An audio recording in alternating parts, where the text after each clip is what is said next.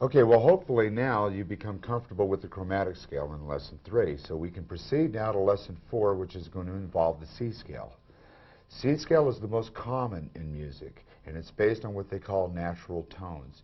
In music, there's only 7 tones, just like the alphabet that we learned growing up. A, B, C, D, E, F, G. When we get to G, we start over again on A. So every 7 notes we count, when we get to the 8th one, it ends up becoming note 8. Okay? A, B, C, D, E, F, G, A.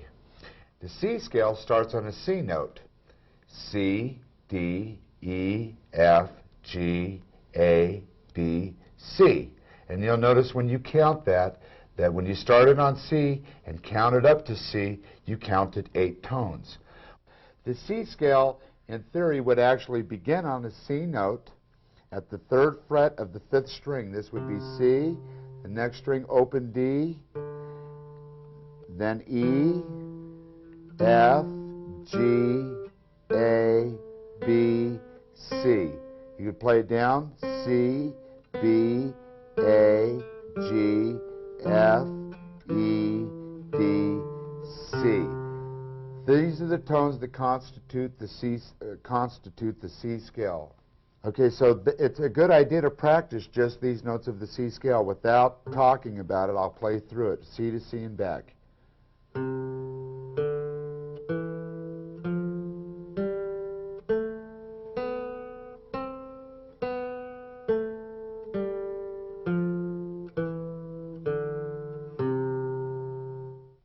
What I'm going to do now is teach you this most common scale, starting on an E note, so that we can play all the available notes of the C scale on the guitar in the first position.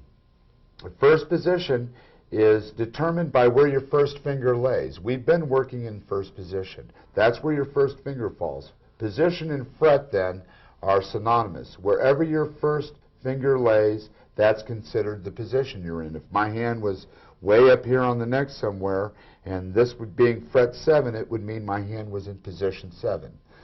As an example, we're working in position 1.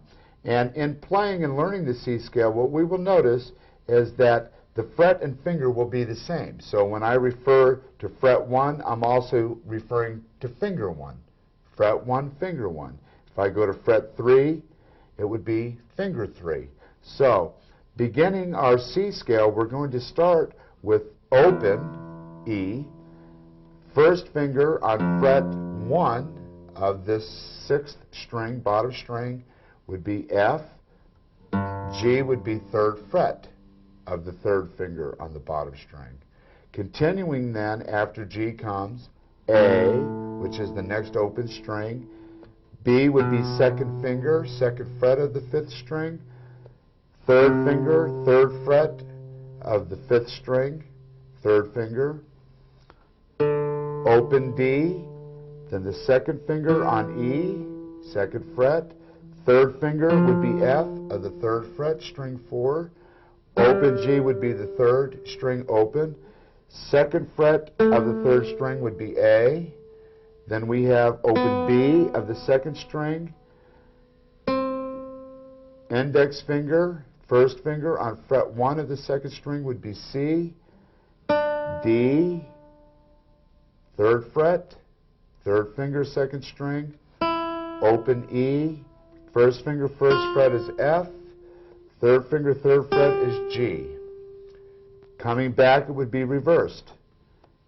3G, 1F, open E, 2nd string, 3rd finger, 3rd fret, D, 1st finger, 1st fret, C, open B, 2nd finger, 2nd fret, 3rd string, A, open G, 3rd finger, 3rd fret of the 4th string, F, 2nd finger, 2nd fret would be E, open D, back down to 5th string, 3rd fret, 3rd finger would be C, 2nd finger down to the 2nd fret would be B, open A, 3rd finger, 3rd fret of the bottom string, 6th string would be G, then F, and then E.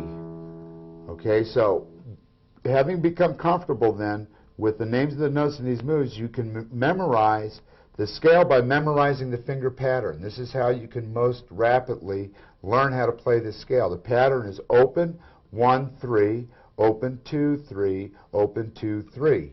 Repeat that a few times. Then you have open 2 only on the third string, then open 1, 3, open 1, 3. Coming back would be reversed, 3, 1 open, 3, 1 open, 2 open. Then 3, 2 open, 3, 2 open, 3, 1 open. Memorize the pattern, you've memorized the scale. Then what you want to do is use the techniques from the previous lessons. Point 1, set up the pick, use your downstroke for starters, and use your leverage approach. Open, then the index, use the index as leverage to pull the third finger where you want it to go, and so forth. The next string would be open, then the second finger, and then use the leverage of the second to pull the third, etc. Coming back, you would have 3, starting from the top string to play all the way back. Then you use that finger as leverage to pull the index into place, then open.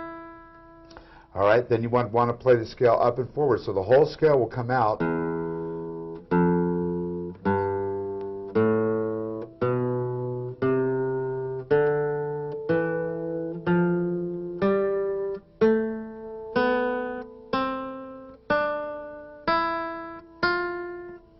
Then back down.